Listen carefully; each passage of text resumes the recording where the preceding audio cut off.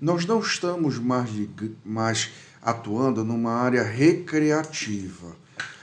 O Instagram e o Facebook, há muitos anos atrás, ele era recreativo.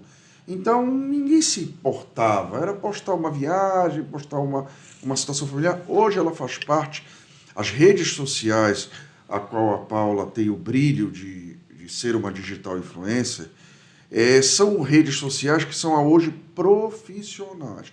Então, nós não podemos tratar uma mãe de família, uma pessoa responsável, uma profissional, nós não podemos mais tratar com modo brincadeira, ou com modo que não, deixa para lá e não tem importância. Porque nós estamos vendo, através da descrição dela, os prejuízos e os problemas que acarretaram, que poderiam levar ela a problemas ainda mais graves, econômicos, sociais e tudo mais. Então, nós não podemos tratar mais como brincadeira ou como deixa para lá. Então, a partir dessas denúncias, nós precisamos colocar uma meta no sentido de que colocar projetos que já existem para profissionalizar a sua atividade de digital influencer, regulamentar essa atividade até para a questão jornalística, questão de direitos autorais e outras questões muito importantes. Então, nós precisamos adequar essa profissão ao atual e levar a sério, o que hoje nós não estamos vendo. Então, o que a Paula Martins fez foi voltar à Grécia Antiga, pela lei do talião e a lei do mais forte, e aí um hacker contra um hacker que conseguiu devolver a conta dela. Realmente era o que era para ser feito, realmente você precisava, e até o momento é isso que nós temos, mas nós precisamos mudar esse quadro. E isso vai fazer parte, inclusive, como você é uma pessoa que tem, que agrega com o digital, é uma bandeira muito interessante, inclusive, em relação aos seus pares, no sentido de criar esta oportunidade de vítima e tentar levantar uma bandeira no sentido de profissionalizar, exigir que a sociedade, que os órgãos estatais, que o governador, que o prefeito agilizem essa situação no sentido de evitar e no sentido de instrumentalizar, assim como foi na Lei Maria da Penha, sim, assim como foi na Lei Carolina Dickmann, que à época você se lembra muito bem que foram fotos íntimas vazadas. Sim. Então, de repente, a vítima Paula Martins pode hastear uma bandeira, congregar os profissionais e digitais influencers daqui do Estado, no sentido de fora fazer... do Estado, e fora do Estado, onde quer que ela alcance, no sentido de atingir as autoridades, para que realmente, quando chegue numa delegacia virtual, que não seja restrito a um boletim de ocorrência, que seja... que o que o hacker fez para você, que você teve que despender e teve prejuízos ainda maiores, você teve o prejuízo pessoal, o prejuízo familiar, o prejuízo da sua profissão e ainda teve um prejuízo de tentar resolver e resolver. Então, tudo isso deve ser remodelado, deve ser extinto até, remodelado e depois extinto, para que os profissionais dessa área, que hoje são muitos, sim, tenham acesso a poder. Sua resolução, né? O poder de comando.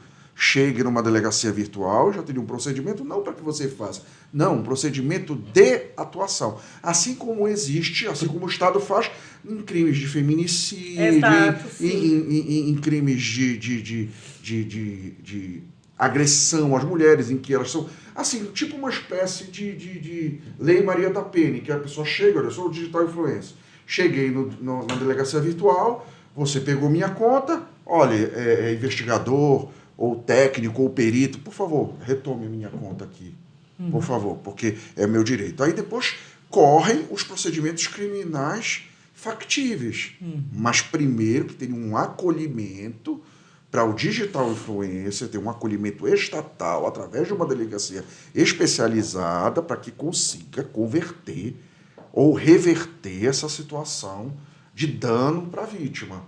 E aí sim os procedimentos continuam para prisão, para perseguição e tudo mais. Você falou cautelar, uma medida cautelar. Cautelar, assim como, por exemplo, quando uma mulher se vê com violência doméstica, ela automaticamente funciona, Você sabe que funciona, né, doutor Paulo? Muito bem. Funciona muito bem. Em 24 horas sai uma medida coercitiva, dizendo, olha, você tem que ficar 200 metros distante e tudo mais. Então, no caso da Paula, seria muito mais tranquilo. Um agente estatal faria o que você teve que pagar. Pra fazer. Pra E fazer. eu tive que correr atrás. Exatamente. Mas eu acho que hoje em dia as pessoas elas vão para a delegacia para não ser responsabilizada pelo golpe que está sendo aplicado. Porque a gente já sabe que não vai ter esse Então, existe uma coletividade prejudicada em relação a esses atos. Então, nada mais justo que nós cobrarmos das autoridades, até mesmo em relação à vítima presencial que está aqui do podcast, cobrar as autoridades para que façam, para que se instrumentalizem, para que possam resolver de pronto esses problemas. Até porque a gente vê continuidade, né? Olha só, a amiga dela caiu, ela caiu e ela já sabe que tem outra pessoa passando pela mesma situação. Cada semana vai aumentando. Olha, eu não estou falando que ocorra, mas é uma situação extremamente perigosa, porque isso pode até induzir as pessoas que hackeiem fazer esse sistema de hackear e depois cobrar para devolver. Entendeu? Criar tipo um sistema meio que legal para extorquir. Na lei deles, né? Na lei de quem Olha, faz. surgiu uma ideia fantástica agora. Não pode nem compartilhar, né? Nós não presenciamos a lei Carolina Dickmann. Nós podemos presenciar a lei Paula Martins. Justo. Olha. Ela não foi vítima, então vamos procurar deputados estaduais, procurar vereadores, ela mesma ou nós mesmos, para tentar, a partir da vítima Paula Martins, criar mecanismos, uma lei estadual ou municipal, no sentido de proteger o digital influencer aqui no estado. Por que não? Faria bastante sentido, até porque o que mais me preocupa, se fosse um caso isolado, ok, mas a continuidade. Sim. E detalhe, o lapso temporal, pelo que você mencionou, é o seguinte: hackearam a amiga dela, aí demorou um tempo para hackear o teu. Agora, rapidamente hackeou o dele. Parece que eles perdem uma conta e Parece já vão que agora está mais acelerado, está catalisado o processo deles. O Estado e os profissionais do direito comprometidos com a resolução do problema, porque nós só existimos por causa disso. O advogado ele só existe para resolver as situações de conflito das quais as partes não tiveram condição de resolver.